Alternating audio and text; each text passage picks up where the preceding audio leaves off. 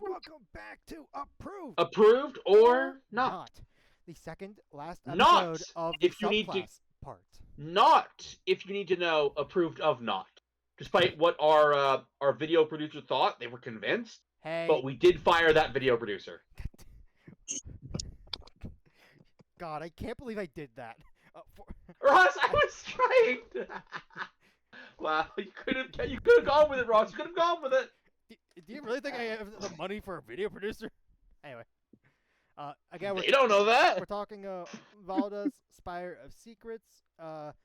Again, the link of their website is going to be in the description. I think at the very least, even though we haven't approved of everything, heck, we don't even like some of the stuff. I think in general, a lot of this book has been very unique. Right. They had played with a lot of concepts. Hey, we have Druid. Oh, let's go. A circle of the city. I don't know. It was Sonic. It was a Sonic reference. Oh.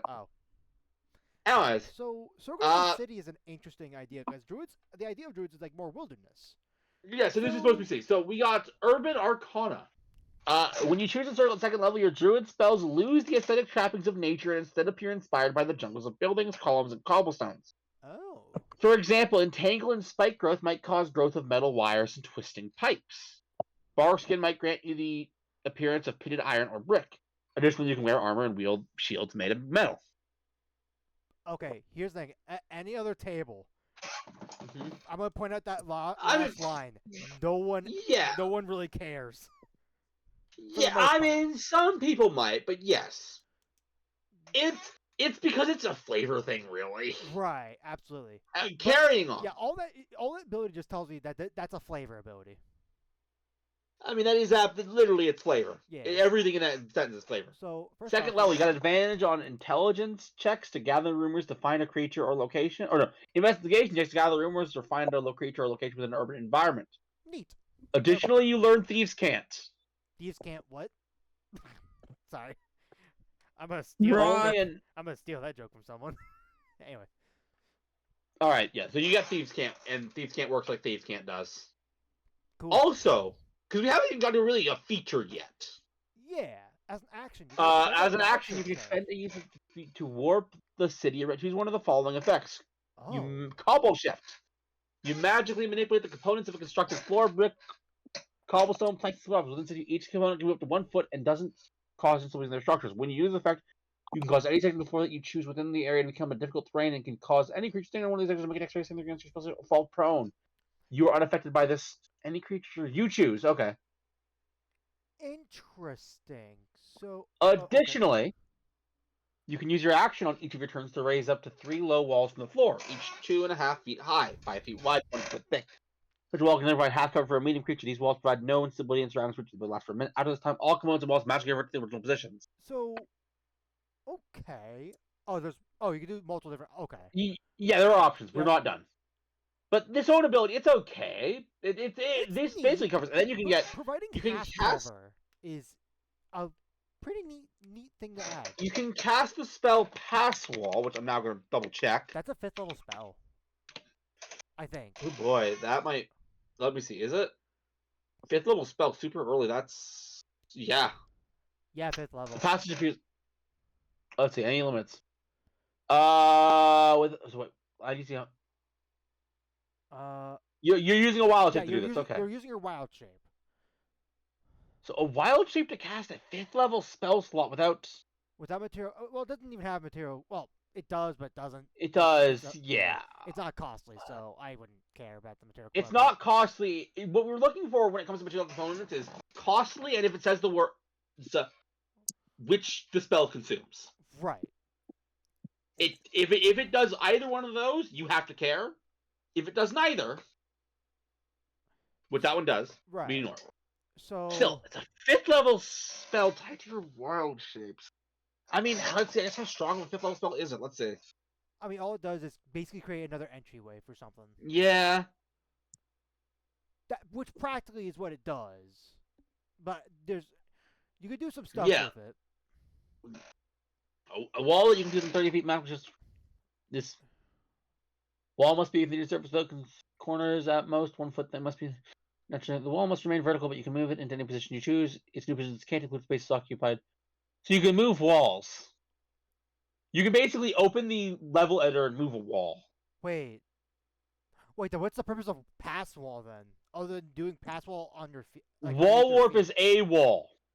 Pass wall specifically makes a passage. Oh, does it make a whole passage? I thought it was just it opens up a wall entryway basically. Anyways. Okay. The wall must retain the vertical. You can move it in any position you choose within 60 feet radius. It can't include spaces. If you cause the wall to grow or shrink, you can only change dimensions. These changes to the wall create no. I told him that the wall raise was real size and position. So I mean, this ability is fine, I guess. Here's my question. Mm-hmm. Now, please, this is a little bit of a scenario time. So we have our first wild chip ability where we can actually create like 3 different walls, right? Would we be able to make the cobble shift wall that we build bigger by using? It costs us both our wild shapes. You can move up to 1 foot. But do you see what I'm thinking of? A cobble shift does not make walls. Well, it makes a wall out of like an area thing. That is not what it does. Oh, my misunderstanding? You can raise up to 3 low walls from the floor. Okay. So you can make existing walls bigger, which you can just do with wall warp. Okay. Yeah. What I am noticing, what you even noticed, is there's a lot of crossover in all 3 abilities. Right. Which so they all work in the city area. Here is what I will say. The big one for me is the pass wall, which pass wall's fine. Again, for a 5th level spell, it doesn't do enough for me to be concerned about, if I'm being honest. Right. Here's what I am noting though. This is ultimately this is all very one note. This is all just manipulate a building. Right. Which could be useful, could not be, but yeah. Let's see what else we get, because I feel like we need something more. Whispers of the Walls. 6th level, walls between. You can use your action to touch a constructed part of a building, such as a wall. You learn how many humanoid creatures are within that building, and how many are within each room. If there are more than 50 humanoids in a building, you can only detect the closest 50. Ooh. That's honestly okay. That's pretty good. That's pretty good. How? Okay. One. Okay. Here's my question for you, plebes. Reading this ability. Yes. Would there be an argument to say that this would work for a dungeon? It entirely depends. Dungeons that's a very vague term, Ross. I mean like your classic underground dungeon. Like let's say a D&D dungeon is a similar concept to a Minecraft little like dungeon area where mob spawner spawns. I'm going to be clear. When I say I need context, I mean I need context. Okay, the group of adventurers are heard about these weird noises coming from a nearby underground dungeon. You keep saying the word dungeon. Like you'd enter in a cave. Cave. Thank you for using the word cave. No, not a cave. Okay. Tell me why. Because a cave is technically not a building. That's not why. Oh, wait, it isn't? Nope. There's a very specific reason. Read it carefully. Is the fact that there's... there's a wall to a cave. It's a very important word. One word. Building? Nope. I just said building wasn't the reason. Constructed? Constructed. Correct. That's why I kept asking you to be specific about what the dungeon was. The important thing here is constructed. You know what constructed means? Made, which I would... Here's the thing. Made. I would make the argument that it depending on the cave, because not all caves are just nature made. I would argue that the essence here is that the wall has to be made by man. Now, if when you say cave, I just assume a cave. Right. If this cave does have man-made walls, then you're good. The ability works. So this is handy. It is handy. This is handy. Yeah. I'm starting to get an image of what this subclass. This is a stealth druid. Is what this is. But Think also, about it for a second. This would be a very prepared druid. Like, you touch the wall of like a building you're about to go into, and like you like realize how many people are inside of it. Correct. However, it is held back by just having humanoids in the building. Correct. That's why I say this is a stealth druid. Yeah. So what this is you know what? Keys to the Golden Vault. You're doing a heist. You know exactly how many guards there are. And where they are. And if there are more than 50 people in the room, or where roughly they would be, technically. yeah. Well, it's you get a number. Yeah. But yes, and if there are more than 50 in a room, you know what that tells you? I better not go to that room as a stealth character. Right. So, okay. Let's keep going, though. Breath of Smog. This sounds interesting. Level 10th, you got a breath attack. Centered on yourself as a reaction when you take damage. Yes. Okay. This area is heavily obscured. If a creature other than it must be constant, they'll be poisoned. Okay. Yeah. More stealth help stuff. This is the oh shit button if you get caught. Okay. So then 14th level.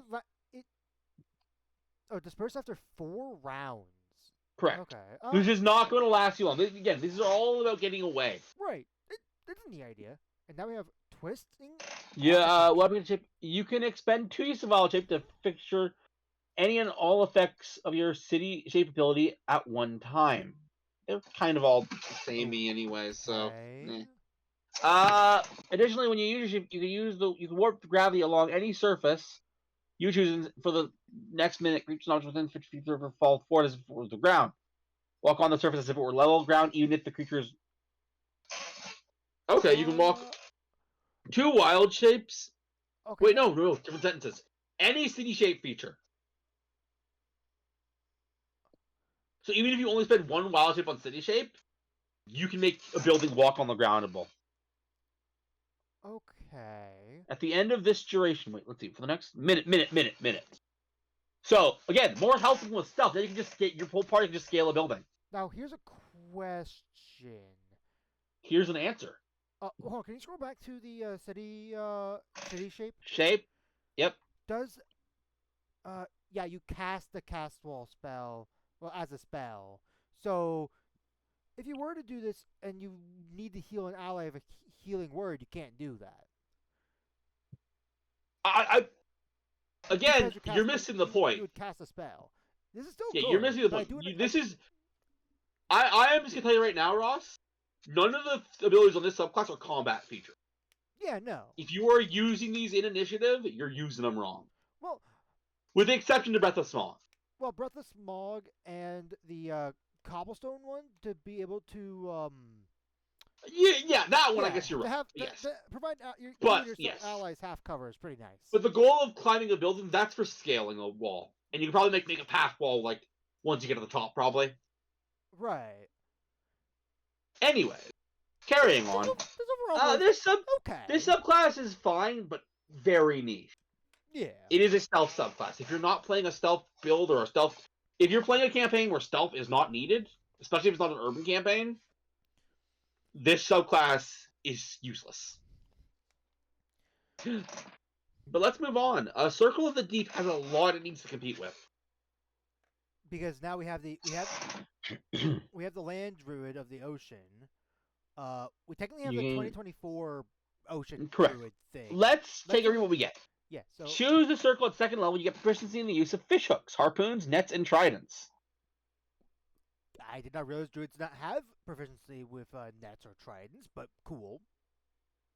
You didn't realize they don't? Yeah, I didn't realize they didn't. Yeah, no, druids. I mean, they're not. Anyways, in addition, they don't really get much weapon. Well, druids of the Deep won't use weapons made of metal. They will use coral weapons, just as merfolk do. Coral weapons function as a regular weapon, but cost twice as much if purchased on. That's in our features. Okay. Wow. Seems like a silly feature. Oh. It's like I'm just like, why make it cost twice as much? Yeah, why specifically call that out specifically? Like, why? I have to dock points. I think that's stupid. Again, the whole metal, not metal thing has always been just flavor. Right. Anyway. You can breathe water as well as air and have a swim speed equal to your walking speed. These benefits also apply to you while you're transformed using wild shape. If you transform a creature that doesn't have a swim speed, your form gains will be equal to the form's speed. Oh, that is big. That's actually really big. Ooh, okay, so here's a scenario I'm going to bring up for one of my favorite familiar types, an owl. A druid can wild shape into an owl, and then suddenly they will have... Actually, wait. No, I'm wrong. I'm wrong because...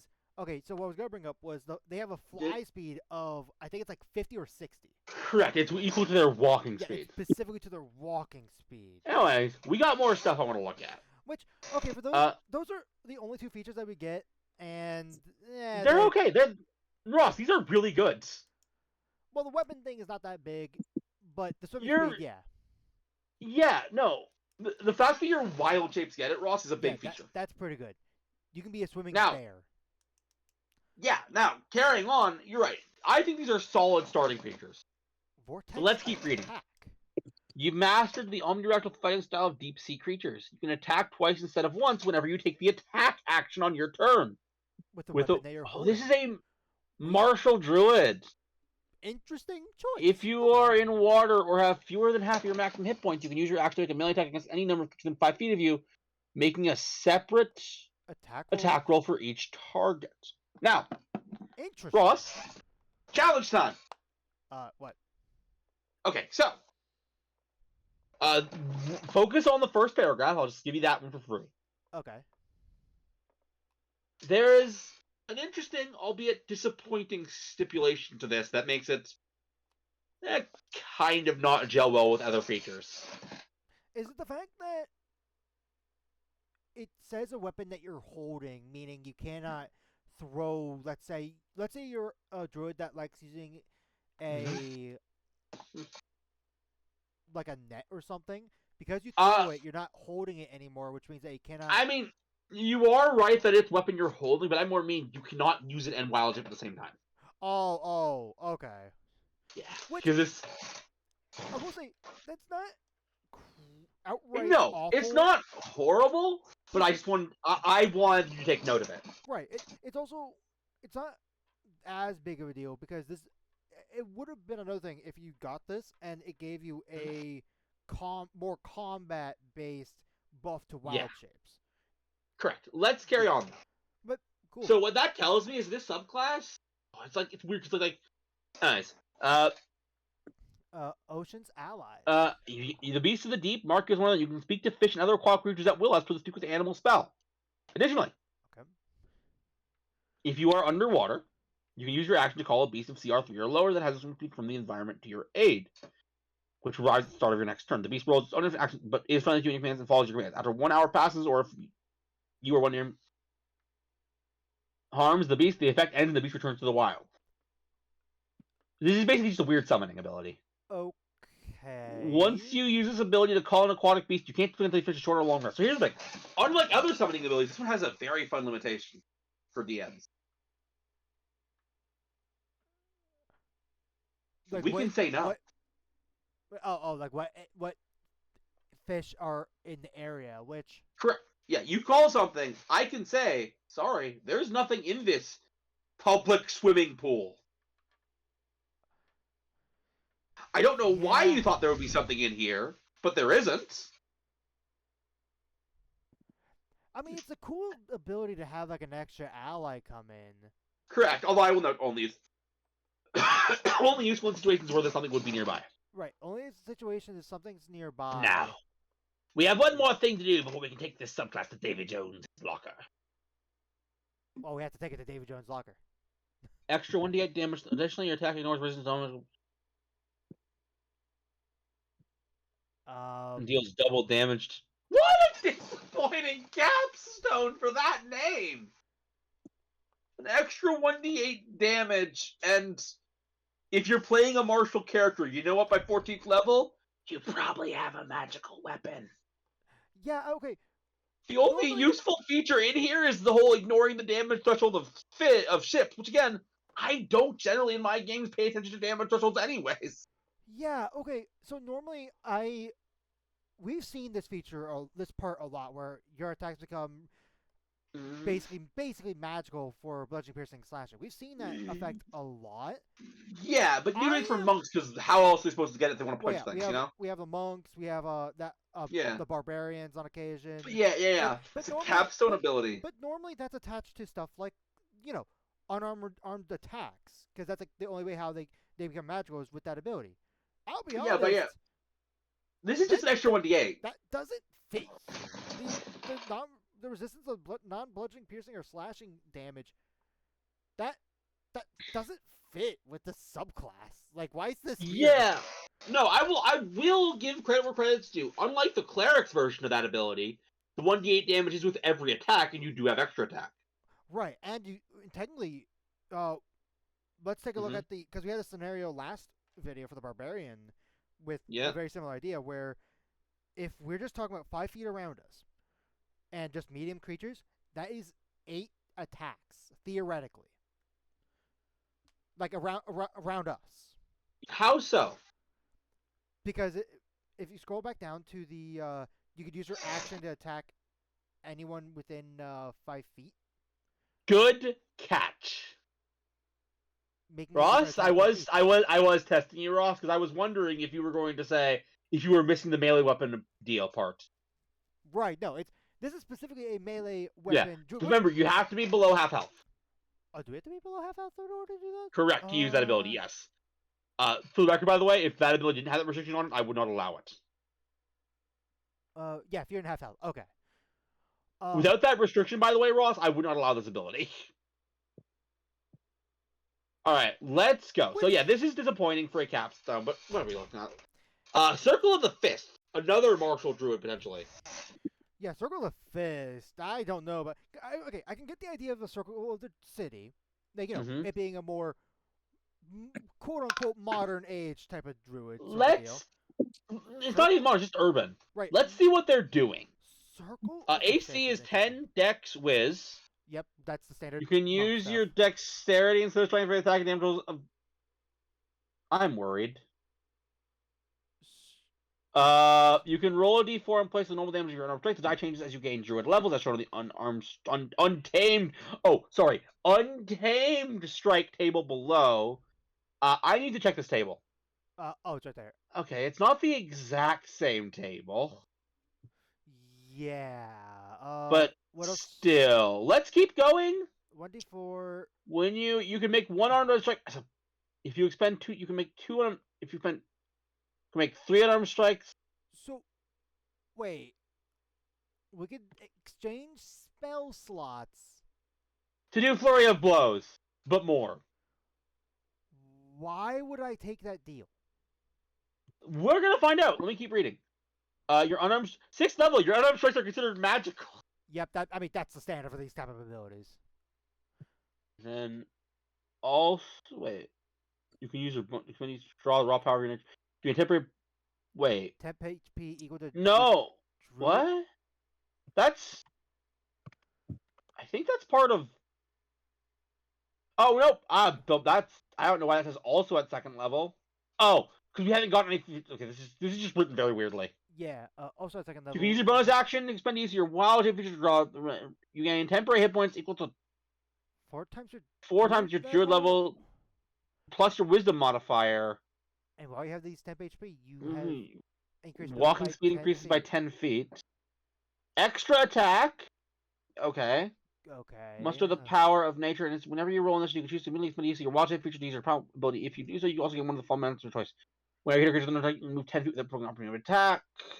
You have advantage on strike checks and saving throws, and you have advantage on grappling. When an attacker that you can see hits you with an attack, you can use your neck and reduce the damage taken by wisdom. You can use your action when you lose all temporary power to either make 2 unarmed strikes against a creature you see within range, or to use your power vision ability again. This subclass sucks. Okay, first off, it's just a weaker. Yeah, this is just a weaker monk. That can I want to bring up maybe get out some more attacks. I want to bring up the biggest issue, especially this capstone. Mm-hmm. So, by 14th level, let's just take this at 14th level. The temp HP you get from the original wild shape ability is a lot. Yeah, it's 4 times your level in Druid. Plus your wisdom Yeah, modifier. plus your so wisdom. So that means what is that? That's 4 times. four What's 4 times times 14? 19. 4 times 19. Yeah, 19 because of wisdom. 76. Watch it. No, not times. Okay, please. You have to do this the 14, then you add the wisdom modifier. Right. Yep. 14 plus 5 times. No, please. You're doing it the wrong order. Oh, is it 14? 4, then the plus 5. Ross. Let me reread this because I don't think there's any brackets or things here. Multiplication becomes before division, or not division. Multiplication becomes before addition. Okay, fair enough. My bad then. So 61. 61. That's still. Which is good temporary hit points. Why would I want to use my reaction, remove all that temp HP? No, it's when you lose it. Oh, the way you read it, I thought it was. Yeah. Sorry. Sacrifice it. Yeah. Okay. I honestly, this subclass is just super boring. Yeah. So I kind of like started. Yeah, the issue is, okay, first off, Tree we're doing resilience way is too neat. much. What? Tree resilience is neat, but even then, yeah, no. And here's the thing: I would not consider sacrificing spell slots just to get more unarmed strikes. Yeah, to be clear, this is. I mean, I guess if that's your build, but yeah, no. The issue I have with this is it's just monk. These are just monk features.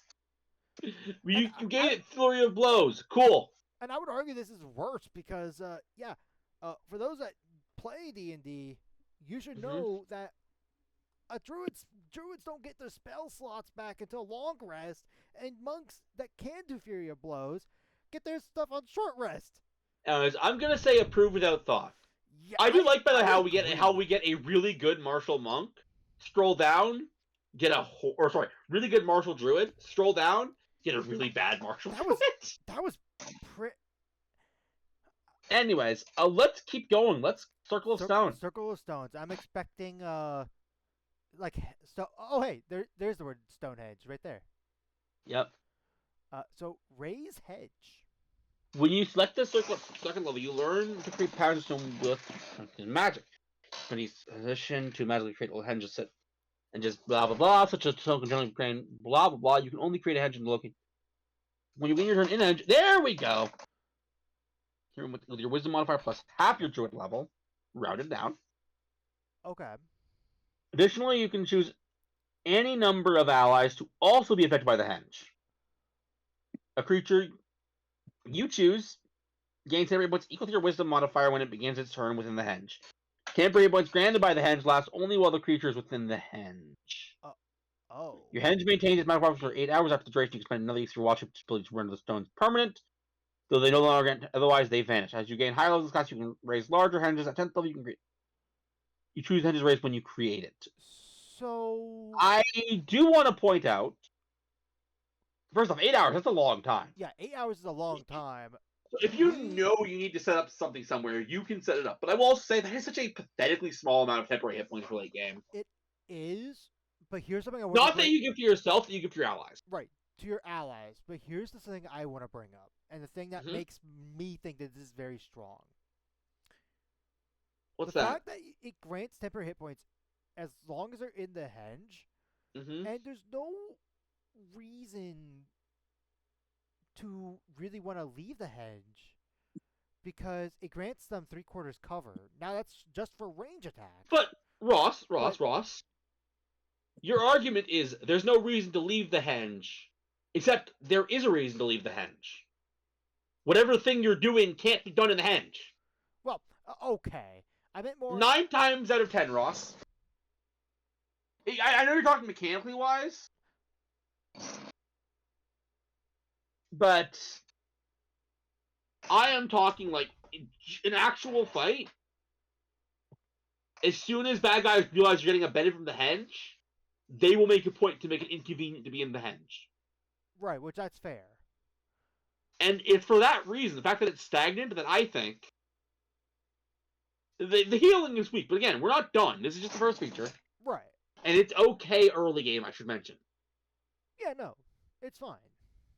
Your henge is going to hold great threats at bay. Well within a henge, you can cast the magic circle spell as an action without spending a spell slot or material component. Spell center on the henge and its radius and height matches that of the henge. Once you cast a spell on this way, you can't. It's going to take such a long rest. Oh, what is magic circle? It does a bunch of things, but let's take a look. Magic circle. Let's see. This is a. Choose one or more of the following types of creatures. Those creatures can't willingly enter the thing, and if they use teleportation, they have to do a charisma saving throw. Disadvantage on attack rolls. Within the cylinder, can't be charmed, frightened. How long does it last? That's what I care about. A minute, or no? An hour. Lasts for an hour. Okay. Which would be an hour of how long these. When you cast a spell slot of 4th level or higher, the duration increases by 1 hour for each spell above. Can I? Is there a way to do that? Well, we gotta consider the rules of 5e. No. Where... That's why, Ross. That's why I said, can I? Is there a way to do that? I'm rereading the ability. There is not. Okay, yeah. So you're lasting an hour. I am going to say it. I think this ability is weak. I agree. But I think okay. You know, I'm gonna say it. Mm-hmm. I think it's weak in the wrong campaign. I think even in the right campaign it's weak. That's what I'm getting at when I say I think it's weak.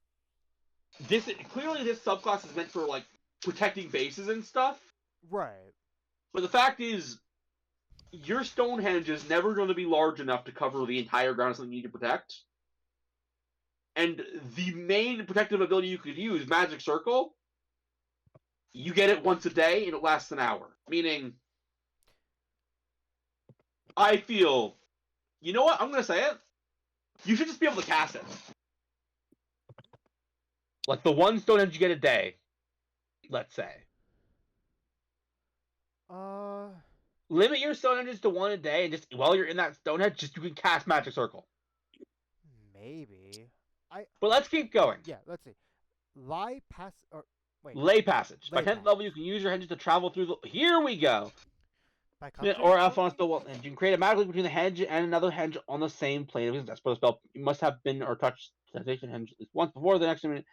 You can use an action to step into the target henge and exit from the destination henge. Okay, so I see how this works. So remember how in the earlier ability, after you can make a henge, make it permanent, but not have the effect. Make it permanent. So basically, this is the equivalent of theoretically unlimited teleportation circle, because as long as you've been there before. Right? Doesn't teleportation circle require a costly component to make? Am I wrong about that?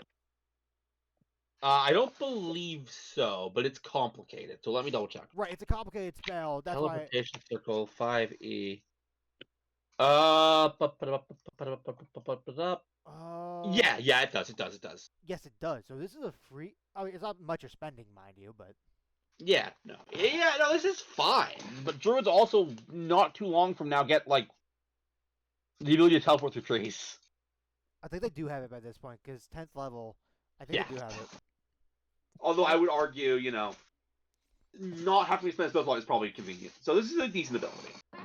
Alright, the capstone. You can cast a Druid spell that requires concentration while you're within the henge. You can transfer the spell to the henge. Oh. If it's a series of burning runes on the stones, you can only use the spell 5th level or lower. Why? Whose effect is entirely contained within the henge. Why?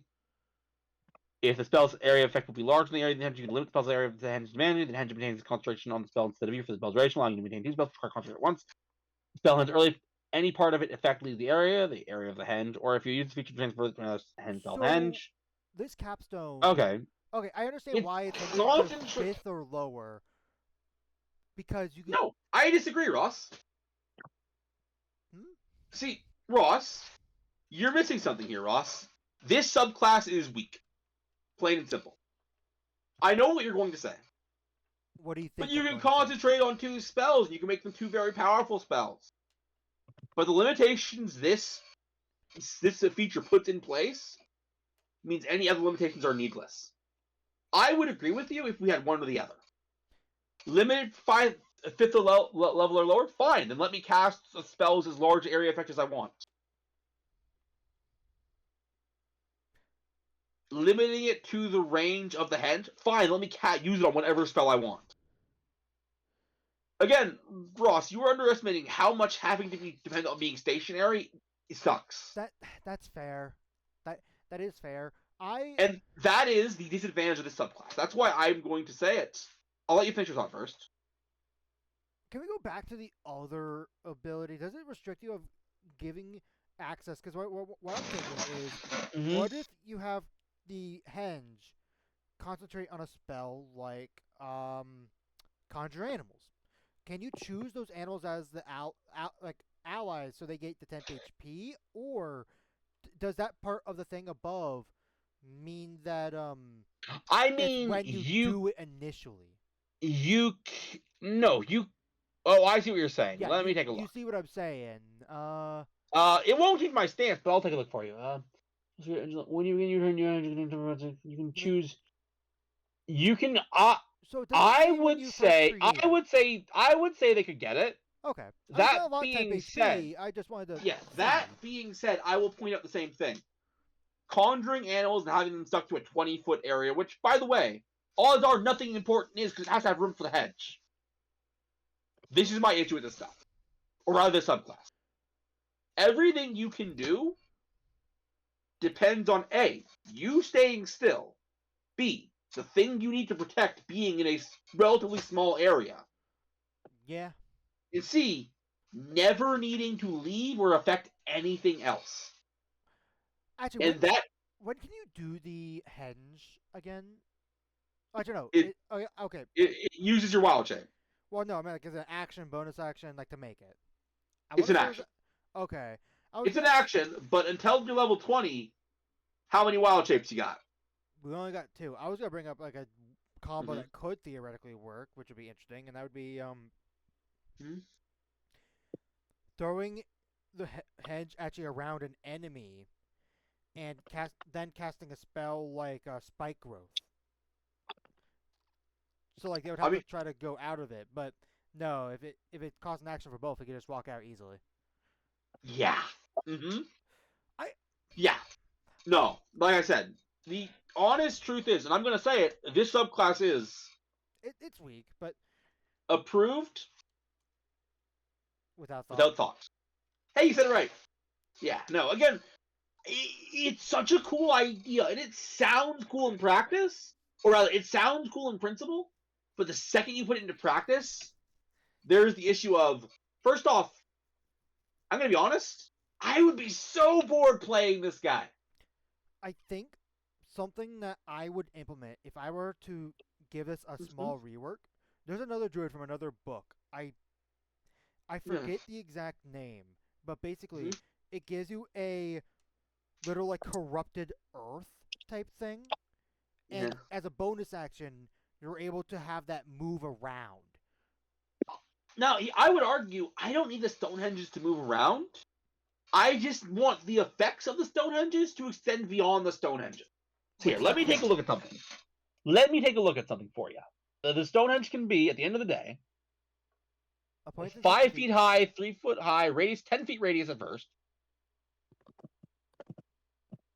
And then it goes up to at most 20 foot 15 radius. feet, 20 foot is the most you get. Right. That's so little. That's why I'm saying the moving thing could be fine because the other druid has that same feature where it's like I think the issue I have is moving doesn't gel with the flavor this subclass is going with. I just think you know what, the benefits should radiate outward instead of inward.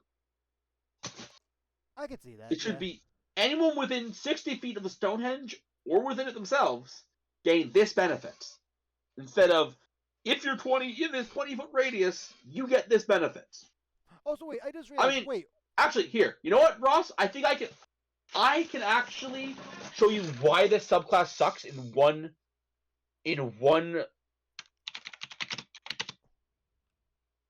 What is it called? Is it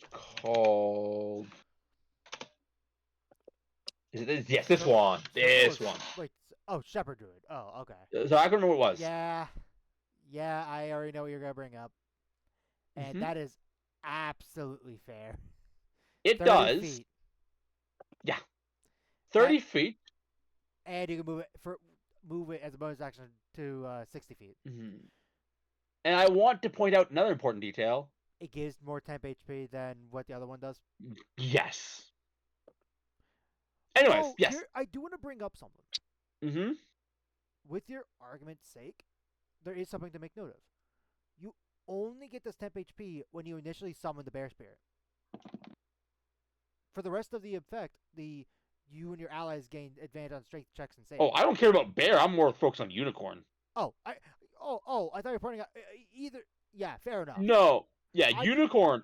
I thought you were talking about the temp HP thing, but yeah, fair. I wasn't. No, that's unicorn fair. is just so much better. Oh, it absolutely is. I'll be honest. Most shepherd druids I've seen use unicorn. But anyways, my entire point in saying this is it's just outclassed. Let's go to Circle of Vermins. But yeah, this is it's sad because I love the idea. Yeah. So. Yeah, I think we're gonna get something similar to the Mm-hmm. It wasn't Heliana's. But let's keep reading. Yeah. Starting. Second level. Wild shape feature as an action to magic summon a swarm of rats in your space storm. It after a number of hours equal to half of your druid. Half of your druid level rounded down. Okay. Oh, so that's interesting. Okay, this is not what I thought. One hour at this point. So we just get a swarm. We're not transforming into the swarm. Okay. Let's keep reading. The summon swarm is friendly to you and your companions. Roll initiative for the summon swarm, which has its own turns. Blah. Situation can blah blah blah. Well, the swarm is in your space. The swarm is in your space. You have a +2 bonus AC, and when you take damage, you can choose for the swarm to take damage instead of you. Starting at 6th level, you can summon a swarm of bats, swarm of insects, swarm of ravens, and starting 4th, you can summon a swarm of poisonous snakes. That's actually really. This is actually solid. This is actually a solid ability. Are you allowed to show us the stat block for a swarm of rats? I've used swarms of rats against you guys before. Yeah. Yeah. I see what you care about is how much HP. 24 hit points. Not bad. 2nd level. And technically 24 hit points and are resistant to these damage types. Right. Yeah. And by the way, unlike other things, they don't have the non-magic qualification.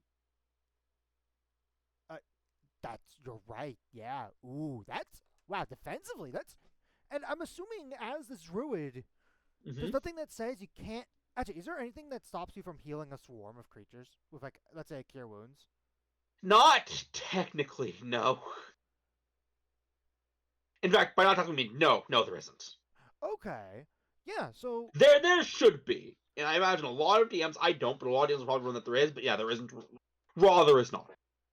I mean, I'm assuming you would think to add one because, or other people would think to add one because technically cure wounds would be on one target, not a group of targets. Well, no. The weirdness about swarms is that every HP represents one entity in the swarm.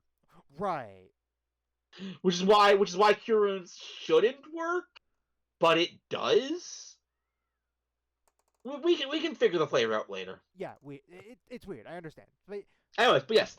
But cool. This is really cool. And again, the other swarms you get have like higher HP, which is awesome. And you get more at 2nd level because now. I'm gonna be honest. Yeah, I'll be honest. I don't need to read this unless it's super overpowered. Well, let's see. Whenever a creature within 5 feet hits you attack those vermin radiants.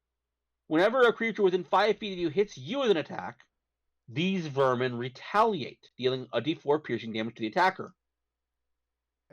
Insects and rodents inhabit every nook and cranny of our closing gear, dealing 1d4 piercing damage. Additionally, the creature subtracts the piercing damage dealt from the next attack roll it makes before the end of its turn. So, okay, that second part is only if that target has extra attack. Correct. Wait, I do want to bring up something that's interesting. Yep.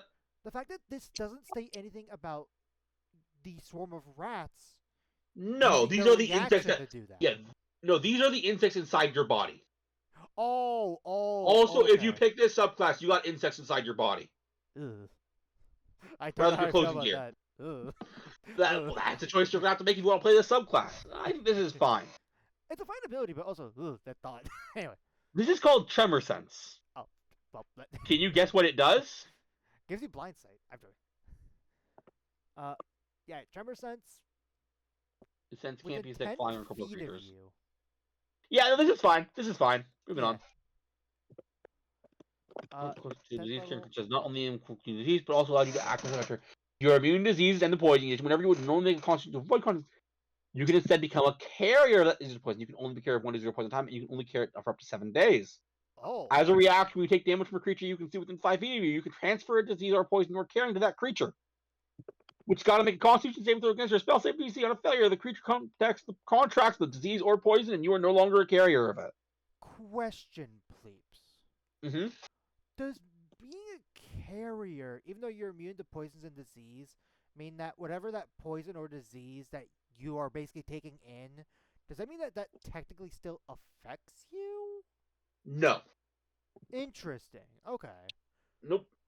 Okay, that's why I wanted to ask, because like that's a Yeah, you're thinking the definition of carrier in real life.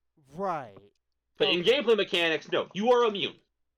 Okay. You don't get any debuff from it. You can roll with your advantage or whatever you want to roll with. You're good. So we do have an interesting scenario here, though. Okay. Okay, I have a Tell me. scenario to bring up. Go for it.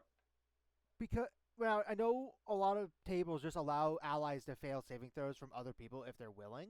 Uh-huh. But take this rules as written. We have a cleric, or heck, do druids get contagion? The spell Contagion.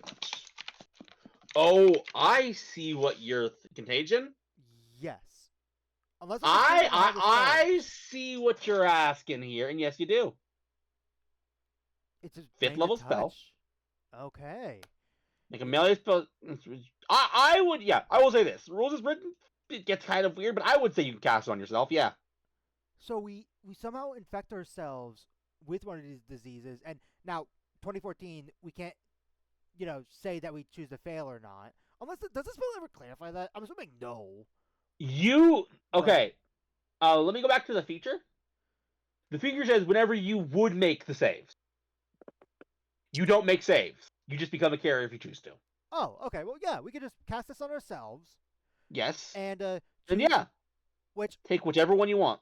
Ooh. And you get to keep them for 7 days. That's what was good. Actually, funny enough, that's how long Contagion lasts for. You can extend it to 14 days. Anyways, but yeah, Ooh, that's a combo there. It could be. Although, I do need to point something out about this combo. What's up? It's not a useless combo, but it might be redundant on occasion. It is something you would probably want to do for something that's about to happen. Not a fight you're already in, because if you're already in a fight and thinking to do this, just cast Contagion on them. Right, yeah, no.